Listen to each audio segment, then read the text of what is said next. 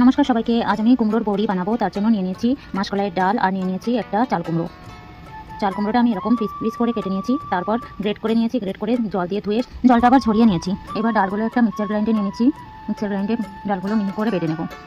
দেখুন ডালগুলো বাটা হয়ে গেছে। এখন ডাল আর কুমড়োটা ভালো করে মিক্স করে নিতে হবে। মিক্সারটাকে খুব ভালো করে ফেটাতে হবে, তাহলে বড়িটা খুব সুন্দর হবে। দেখুন ঠিক এইভাবে ভালো করে ফেটাচ্ছি, এরকম হয়েছে। এখন একটা কুলোর উপর একটা সাদা কাপড় বিছিয়ে নিয়েছি, এর উপর আমি বড়িগুলো দিয়ে দিচ্ছি। এরকম করে বড়িগুলো দিয়ে দেবো। দেখুন আমার বড়িগুলো দেওয়া হয়ে গেছে, এরকম দেখতে হয়েছে বড়িগুলো।